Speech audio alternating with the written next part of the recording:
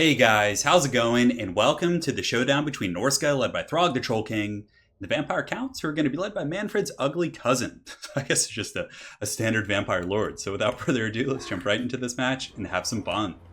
So up here in the front line, we have a couple of groups of the Marauder Berserkers. Actually, I think we do have four, with one of them being the Brutes of the Hound. So the Brutes of the Hound are the Regiment of Renowned and Marauder Berserkers. Definitely very solid, better combat stats, better defensive stats. 35 melee defense to 25, which is a pretty big difference. And they're unbreakable, which is really, really good against vampires. But essentially, you just use these bad boys in the front line, and they do pretty well against most infantry, against zombies, skeletons, crypt ghouls. They even trade okay with Graveguard. Granted, Graveguard is a little bit of a tough matchup for them, simply because Graveguard have a fair amount of armor, and Berserkers don't have the best AP. But nonetheless, they're a pretty safe bet in the front line. Fighting against the Vampire Count's chaff units like zombies and skeletons gives them, quite a tool to build up their rage mechanic, because they're not going to get broken quick. So I think they're a very solid front line against the Vampire Counts. Granted, you're still going to need your armor piercing. And guys, it is time. It is Gotham's reckoning. We have a Soul Crusher, or the Soul Crusher, the Regiment Renowned of the War Mammoth. So this thing's going to be getting in there. And I don't think Mammoths are terribly competitive. I usually think it's better to just go wide with like Familiar Warriors and things like that. But if there is a matchup in which I think Mammoths are okay or pretty decent, it's probably against the Vampire Counts. They're going to have to use Terrorgeists, and it's a little bit tough for them to bring down the Mammoth. And if they want to bring it down, they have to go fisticuffs. They can't take it down with like powder weaponry or things like that. So Soul Crusher. Anti-infantry, armor piercing, he's going to be getting in there, going balls deep, hopefully having a good time. And yeah, that's pretty much it. Definitely looks pretty cool. We got two groups of Marauder Hunters with Javelins in the secondary line to take down Corpse Carts, Mortis Engines, Vargulfs, Vargeist, all that kind of stuff like that. They don't have the best AP, but again, Vampire Counts aren't very heavily armored, so you can usually get away with these bad boys. One group of Familiar Warriors to get that true anti-large here, so if they have Blood Knights, if they have Terrorgeists. For example, if the Terrorgeists attack the Soul Crusher, I would have these Familiar Warriors to kind of defend it. Marauders in the back line to deal with zombie summons, two groups of spears on the flanks, and that is it. So for my opponent's army, got two groups of Fellbats. He's got the Vampire Lord up in the air with, it looks like he's going to be trying the Winds of Death. He's going to be coming in hot with the Winds of Death. Front line of Skeleton Warriors, zombies. He does have the Sternsmen and the Königstein Stalkers in there. These guys aren't bad, the Königstein Stalkers. They do actually have poison and do okay against like Norscan Berserkers and things like that. He's got a Corpse Cart for the buffs here. He's got a Cairn Race, Sternsmen, like I said, Varix Reavers, and then on the far side he has Direwolves. I know he has one more Cav unit somewhere. There it is. Black Knights with Lance. So Black Knights plus Varix Reavers can absolutely Shrek Marauders if he's really effective with the cycle charging. So if he can kind of pin me down, cycle charge my Berserkers, it could be really scary. He also has a Banshee. So that's pretty much it. So without further ado, guys, let's get the show on the road. So the Brutes of the Hound are going to be advancing, the Berserkers pushing forward. Of course, both of us are kind of like brute force factions. No artillery really going to be present here. Yeah, I don't think Norsca has any like massive range. But anyways, Throg is also a pretty good choice here because he has anti-large. And again, Throg is pretty much a safe pick against most factions where you don't really have to deal with missile weaponry. So anytime you're wondering, do I bring Throg? Do I bring Wulfric? Just look at your opponent's army. Does he have really powerful ranged units? Bring Throg. So if he does have powerful range, just bring Wulfric because he has a shield and he's a little bit, of a smaller target. So just maneuvering right now, squaring my army up. I didn't want to like push forward how I was. I wanted to square up to him and force him to kind of wrap around me. This is going to give me a little bit of a better head-on engagement. And here come the Berserkers. They're going to swiggity-swooty all over these zombies, do some massive damage. And this is where Berserkers really shine. They're just going to monster mash these zombies. Definitely going to be good. Cairn Wraiths, a little bit spooky coming in. So going to need to use my Fire Mage. I do have a Fire Magic here, I think. Yeah, it's a Premier Balefine with Fire, so Flaming Sword Wound going to be very good. But this is what you guys are all here for. You're here for the Mammoth. So the Mammoth is just going to run into that front line and absolutely deck those Graveguard and those Skeletons and anything else that pretty much gets in its way. The Mammoths are so cool looking. I wish they were a little bit better. Granted, I think you can bring them as like a niche pick against Vampire Counts, and even against like Beastmen. It can be a really surprising thing that they're not expecting, and if they don't have like a ton of throwing axes, it can be like really tough to take down. So there are a couple matchups in which Mammoths can be okay. In the front line, I do use the Flaming Sword of Ruin. It looks like there's going to be some witchcraft going down. I think the Vampire Counts are using the Winds of Death. So I wasn't lined up very well, so he does get decent value against one group, but for the cost, I really don't think it was worth it. The Marauder Hunters with Javelins, some of them are imbued with the Flaming Sword, getting some decent Javelin shots. And here I'm going to form a bit of a defensive flank. So the Spearmen I pull back, they're going to be fending off these Skeletons, forcing him to wrap around. Same thing over here, but he does have a lot of pressure. He has the Varix Reavers, he has Hounds, he has tons of units, so I do send out the Spearmen to intercept these guys. Wasn't sure if he was paying attention, so I do get a nice little jump, but he does pull back. But yeah, it's still tough. It's going to be hard to defend my backline. But the Javelins are just raining fire on that Vampire Lord. Very good stuff here. Soul Crusher, crushing souls, really doing a ton of damage to the Sternsman. Also fighting the Banshee now, which is ineffective. I should be pulling it back here. Frog in the front line, he's going to be trying to just kick the Corpse Cart. Just like kicking the zombies, and they're just, oh man, that's so funny looking. But yeah, he's going to be taking out that Corpse Cart pretty quick. But here comes the charge from my opponent. So the Alpha Strike's coming in. His Cav get in there and get a beautiful charge on my Marauder Hunters, the Javelins. I do pop Fight or Die to keep them, fighting. But still not the best situation as he does get a really nice charge in there. Very devastating stuff. Going to free up his Vampire Lord. And I did overextend with the Famir Warriors with Grey open, so he just pulled back right there and unfortunately wasted my time. Felbat swarming in, you can see that my Marauder Hunters with Javelins are a little bit beat up here. The other group is, yeah, tattered as well. So he did get into my back line a little bit. Granted, the front line is massively in my favor. So these Berserkers, just a pile of dead on the ground. There's just the zombies. Over here, the Konigstein Stalker is doing okay. I think they were getting buffed and healed, or they had some zombies with them, but the Berserkers, honestly, will cut through them as well. Corpse Cart trying to get over there to provide some buffs and get away from Throg. Definitely not a bad idea, but despite my backline being compromised, I think the Soul Crusher is going to be really tough. He doesn't have too many anti-large tools aside from Skeleton Spears, and the Banshee isn't bad. Banshees are a decent option for taking out big armor, but it's still, I don't know if it's going to be enough. But right here, the Soul Crusher, I do pop the Enrage, realizing I'm taking some damage from the Banshee, which gives him 44% ward save. Throg's getting in there and just clubbing some of these knights off their I don't even know what their zombie horses. A Burning Skull going down right there. There's some pretty substantial roasting there on Skeleton Warriors, but a little bit of friendly fire on my Marauder Horsemen, so a little bit of unfortunate targeting at my end, but Bounce of Power is pulling into my favor here. You can see it's just creeping ever so slowly back up towards the middle. The Banshee continuing to prison shank the Soul Crusher. You can definitely see bringing like 2 Banshees against these guys. If you're careful enough to avoid the Flaming Sword of Ruin procs, I think the Banshee can be a safe pick here, but nonetheless, it still took quite a bit of damage from the Soul Crusher. Premier Warriors are able to help secure the back line. Some of the Marauder Spears do fend off the Hounds. We take a look at the battle right now. It's a bit of a monster mash. He does have some zombies coming in to collapse on my Berserkers. The Konigstein Stalker is actually performing really well. 43 kills. They're able to collapse those Berserkers with some zombie support. And now we're in a bit of a Death Star. So this is where the Corpse Cart with the Unholy Lodestone, providing melee attack and melee defense to all nearby troops, is going to be good. Grog isn't going to have any of that. He's going to go out there. He's got some words to have with this Gorst wannabe. So the Gorst wannabe's got his whip. Frog, is he going to throw up? It looked like he was kind of going to retch and throw up there, but it's actually just an overhead swing. So he does get a nice attack there on the Corpse Cart.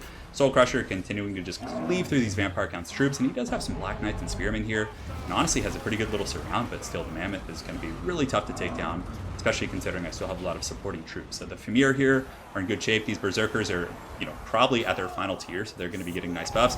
And also Burning Skull just tearing down this formation. That's pretty heavy metal. Come on, tell me that's not heavy metal. It's like some Mammoth just crushing the undead. Just I don't know if they would be playing Sabaton. I feel like they would be listening to something like a little more like doom metal. Like really, really grindy, I don't know. I can't think of anything off the top of my head. But regardless, the Burning Skull doing some pretty good damage, melting those Skeleton Spears. Granted, the circumstances of fighting the Soul Crusher, I'm sure, is negatively affecting their leadership. But yeah, things are looking pretty good. The Vampire Lord, Manfred's ugly cousin, he kind of looks like the Red Duke, but I think that's actually just because he's covered in blood.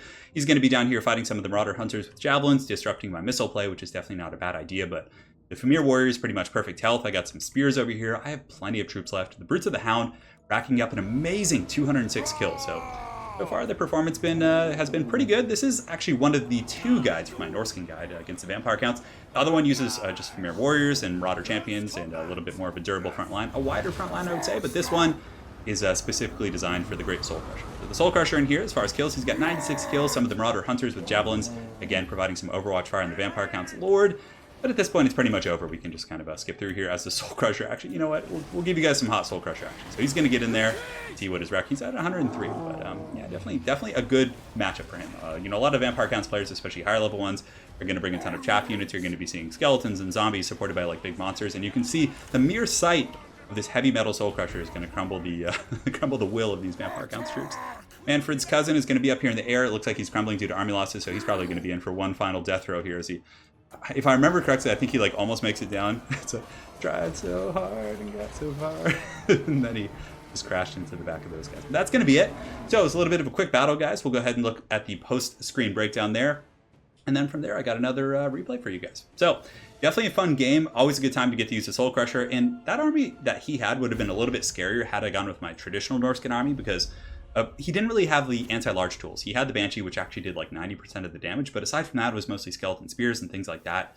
An environment in which the Soul Crusher could really thrive, but it wasn't a bad army at all. It was pretty decent against like Berserkers and things like that, but I definitely think if you're playing Vampire Counts against Norsca, you probably have to go with like 3 or 4 Graveguard in the front line, the Sword and Shield variant. You don't need the AP. From there, you can usually get, more Dissensions are a little bit risky against the Javelin play, but it can be quite strong. But I think 3 or 4 Graveguard. On top of that, I do like the Varix Reavers and like that type of play with Black Knights, like riding down the Berserkers as well as the Javelins and things like that. But again, I think you need some monster play. Either the double Terrorgeist with the Zombie Dragon, a Zombie Dragon Terrorgeist, maybe 2 Vargulfs. Vargulfs are actually pretty good against Mammoths. They can kind of stand there and beat them down. So there's a bunch of different options for sure. But yeah, that's pretty much it. So that was it for the first game in this 2-for-1. So now we're going to jump over to the second game. So well played to my opponent, Archipant. Look forward to running into you again on ladder, and hopefully you guys enjoy this. And we'll see you in game 2. Alright guys, so now we're back with game 2, which is going to be a showdown between the Greenskins led by the Baconator and the Tomb Kings, which are going to be led by Ark in the Black, both in name and character, so it should be a fun one. So we're going to be experimenting quite a bit using the Doomdiver Catapult, so I hadn't really gotten a chance to use these guys in this matchup yet, and I was like, you know what, I've had success with them in the Beastmen matchup at chasing down Centaurs and throwing axes and things like that. Let's give it a try in the Tomb Kings matchup, see if it's good against their skirmishers, and maybe it can even focus fire down Ushopti.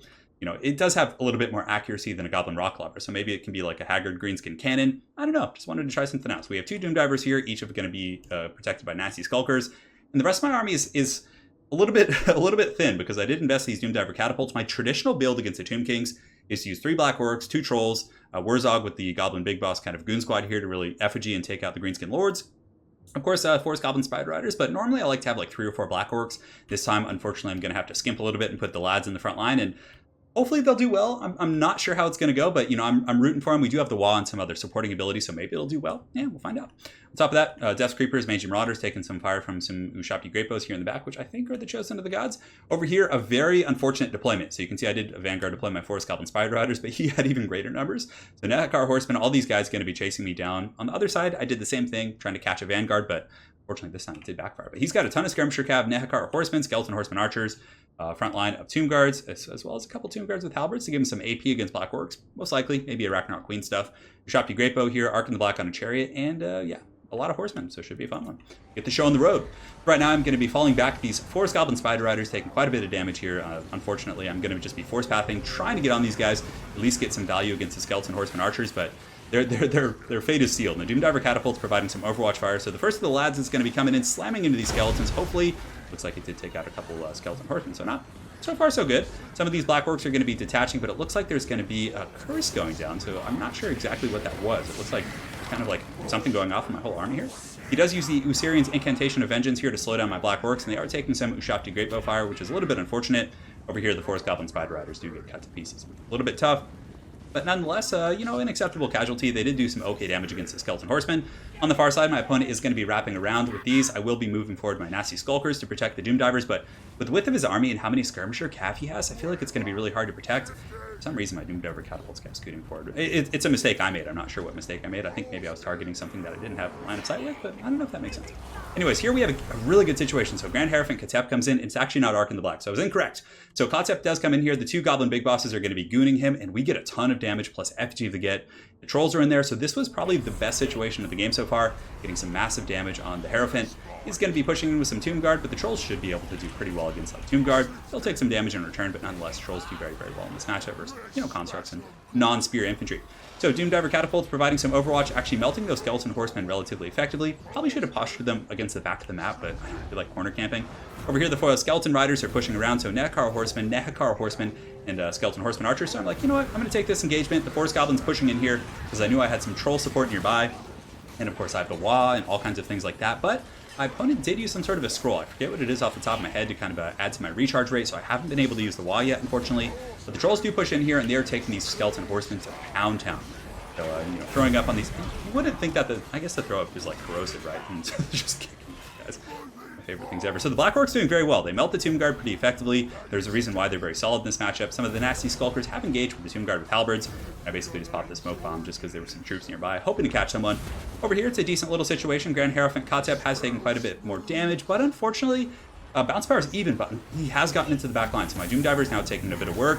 I do pop the Wah, which is going to make these formidable cannon crews. 49 melee attack on these guys. Last, it is not going to be enough to take out those. Anyways, my leadership's in pretty good shape. Wurzog and the Goblin Big Bosses kind of just gooning around looking for Grand Hierophant. The Trolls are just bouncing back and forth. It's often a good idea to kind of bounce around and not leave them in sustained combat, and this actually went pretty well.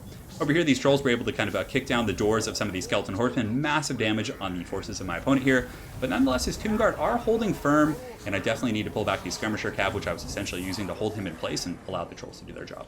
So we do have a bit of a blob fight here, but now what's really becoming evident in this game is the fact that my forces were so thin. Those 2 Doomdiver Catapults basically took away 2 Black Orcs from me, which I really needed to kind of deal with the massive Tomb Guard he has. So a lot of my forces are buckling. The Trolls I'm trying to pull back and get them in an optimal engagement, but it's really, I'm kind of just getting corralled here in the corner a little bit. Doom Diver Catapult crews are going to be pushing forward, trying to reclaim their artillery pieces. But again, the Nakar Horsemen are doing some work. It looks like Grand Hierophant Kotep, DJ Kotep, is going to be dropping some sick beats on these nasty Skulkers. Granted, might have been a little bit of overkill. So some of these trolls are engaging. Of course, they are trolls that are going to waver, despite the fact that there we go. I mean, if they just fought to the end, they would easily win this one, but trolls are trolls. And there are some halberds nearby as well.